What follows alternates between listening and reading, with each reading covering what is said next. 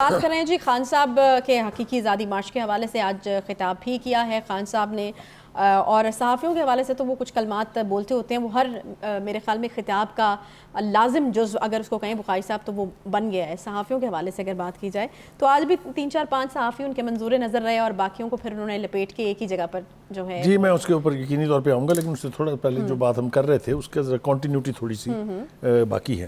دیکھیے خان صاحب کو یہ غلط فہمی ہمیشہ رہی ہے کہ وہ 2018 کے الیکشن میں ووٹ کے بلبوتے پر اقتدار تک پہنچے تھے۔ یہ غلط فہمی ان کی دور ہو جانی چاہیے، اس لیے کہ اب کوئی ایسا شخص نہیں ہے جس کو نہیں پتا کہ اس وقت کیا ہوا تھا، کس طریقے سے سسٹم کے اندر پینیٹریشن کر کے اس وقت کی اسٹیبلشمنٹ نے ان کو الیکشن جتوا کے ایوان اقتدار تک پہنچایا تھا۔ یہ ان کے ووٹر اور ان کے ورکر نہیں تھے۔ خان صاحب احسان فراموشی کی نئی تاریخ رقم نہ کریں۔ عدلیہ اور اسٹیبلشمنٹ، اور اگر میں ڈیئر کروں تو فوج کہ آپ پر بہت احسان ہے۔ اگر کسی اور پارٹی کے لیڈر کے اوپر فورن فنڈنگ کا، توشہ خانے کا اور توہین عدالت کا کیس ہوتا تو ان کو ایسی سزائیں ملتی کہ ان کی نسلیں یاد رکھتی۔ آپ کو کسی نے نہیں پوچھا، ابھی تک نہیں پوچھا، آپ کو ابھی تک پروٹیکشن حاصل ہے۔ فواد چودھری صاحب ہیڈ دا گٹس ٹو سے کہ نواز شریف مارشل لا لگوانا چاہتے تھے۔ آپ مجھے یہ بتائیے کہ جس شخص نے 4-5 چیف آف آرمی سٹاف کے ساتھ پنگا لیا ہو وہ مارشل لا لگوائے گا؟ اس کے کہنے میں مارشل لا لگے گا؟ مارشل لا لگوانے کی ہر حرکت آپ کر رہے ہیں۔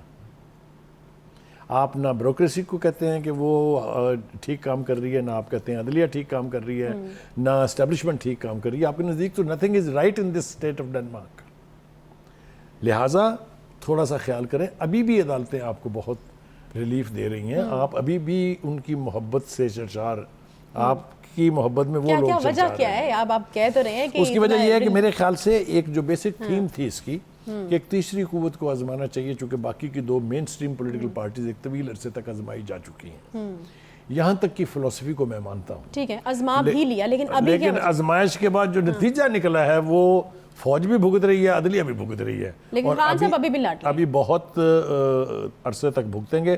میں ایز سلیم بخاری یہ یقین سے کہہ سکتا ہوں کہ وہ ابھی بھی لاڈلے ہیں۔ اچھا، ہاں، اور وہ آنے والے دنوں میں آپ کے سامنے سب کچھ آنے والا ہے۔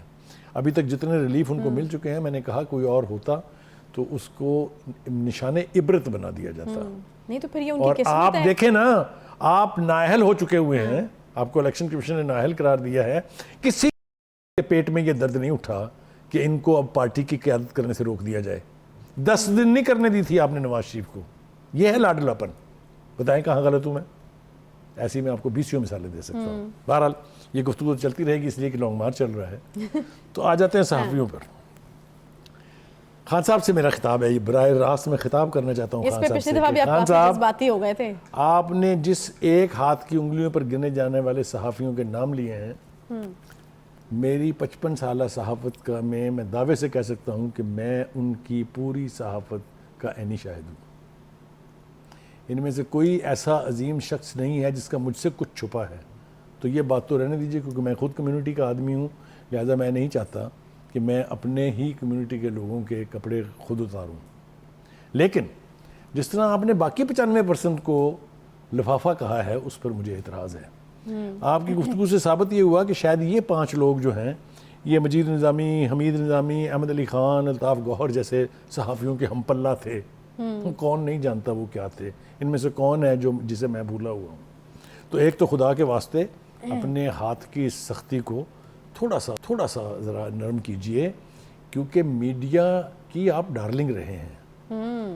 میں آپ کو اگر ایمانداری سے بتاؤں تو سب سے بڑا جرم میڈیا کا ہے جس نے خان صاحب کو 24 گھنٹے لائیو دکھا کے ان کی اتنی پروجیکشن کی کہ کوئی ان کے راستے میں نہیں آ سکا۔ یہ آج انہی کو لفافہ کہہ رہے ہیں۔ یہ میرے خیال سے ان کی عادت میں، ان کی شرست میں شامل ہے یہ احسان فراموشی کرنا۔ میں ذمہ داری سے کہہ رہا ہوں آپ کو، ہم نے بھی بیٹھ کے رات بھر ان کو اکیلے کو ٹہلتے دکھایا ہے کنٹینر کے اوپر۔ یہ آج کہتے ہیں ہم لفافے۔ اینی ارشد شریف کا جہاں تک تعلق ہے، یس میں مانتا ہوں کہ وہ بہت بڑے جرنلسٹ تھے، وہ بہت بڑا ان کا کریڈیبل جرنلسٹ تھے، اس لیے کہ ان کے کریڈٹ کے اوپر جو 2 سب سے بڑی سٹوریز ہیں ان میں سے ایک تو فورن فنڈنگ کی ہے۔ اچھا، یہ ان کی سٹوری؟ یہ وہ شخص تھے جنہوں نے پہلی دفعہ وہ اکاؤنٹ نمبر ان لوگوں کے نام دیے تھے جہاں سے پی ٹی آئی کو فنڈنگ ہوئی تھی۔ اور دوسری سٹوری ایک سیتا وائٹ نامی خاتون ہے، ان کی بیٹی کے حوالے سے تھی ان کی، وہ بھی انہوں نے بریک کی تھی. اچھا. لیکن ان کے ساتھ جو کچھ ہوا ہے ایک تو دل دہلا دینے والا ہے وہ، لیکن میں آپ کو یقین دلاتا ہوں آشا، یہ ہو نہیں سکتا کہ اس کے ساتھ یہ جرم کرنے والے لوگ کافر کردار کو نہ پہنچے. غلطی کی ابتدا کہاں سے شروع ہوئی ہے بس صرف یہ پکڑنا باقی ہے، ورنہ کے پی کے حکومت کا وہ تھریٹ الرٹ جعلی ہے، کیونکہ ٹی ٹی پی نے اس سے لا تعلقی کا اعلان کر دیا ہے کہ نہ کوئی ایسی میٹنگ ہوئی تھی جس میں یہ فیصلہ ہوا ہو اور نہ اس کی کوئی بنیاد ہے. مقایسہ اگر یہ جو صورتحال ہے تو پھر تو یہ بہت بڑا ایک کلو ہے، کیونکہ یہ وہی ایک تھریٹ الرٹ تھا جس کو بنیاد بنا کر یہ کہا گیا پورے کہ آپ کی میڈیا جان پر ہے، میں اپنے پلے سے کچھ نہیں گھڑ رہا ہوں، یہ دس آل is reported, this all is reported. دوسری بات پھر یہ ہے کہ ہمیں ایک ہی سانس میں دو باتیں بتائی جا رہی ہیں. ایک تو یہ کہ وہ ملک سے جانا نہیں چاہتے تھے، یہ پی ٹی آئی کے عمران خان سمیت تو کم از کم درجن بھر لوگوں نے کہا ہے وہ نہیں جانا چاہتے، وہ پرسنلی خود نہیں جانا چاہتے تھے. لیکن پھر عمران خان صاحب نے کہا ایک سے زیادہ مرتبہ میں نے بھیجا انہیں، میں نے پہلی دفعہ کہا آپ چلے جائیں، آپ کو تھریٹ ہے، وہ نہیں گئے. پھر میں نے ان کو دوسری دفعہ کہا کہ آپ جائیں، اور میرے کہنے پر، میرے مجبور کرنے پہ وہ گئے باہر. یہ دوسرا کلو ہے. اور تیسرا کلو یہ ہے کہ اگر حکومت اس حوالے سے ڈیفینسو پر ہوتی، وہ یہ کہتی نہیں جی ان کے ساتھ تو کوئی تشدد نہیں ہوا، جی نہیں ان کو تو قتل بھی نہیں کیا گیا. حکومت ببانگے دول کہہ رہی ہے کہ ہی از مرڈرڈ، کولڈ بلڈڈ مرڈر.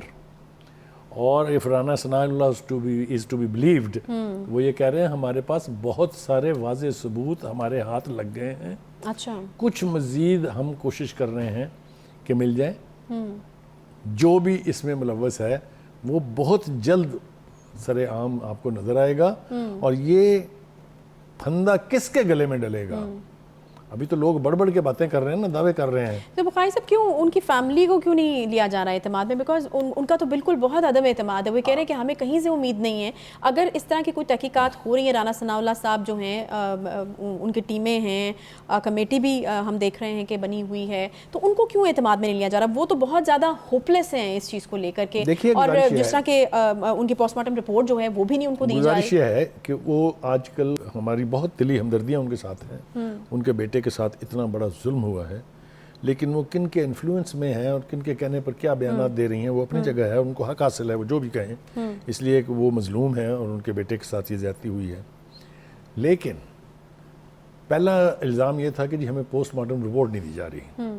آپ کے سامنے ہے کہ پیمز جو ہے ہاسپٹل، اس ڈائریکٹر نے جو انچارج ہے پوسٹ مارٹم کا، اس نے کہا ان کی فیملی نے ہم سے اب تک رابطہ نہیں کیا.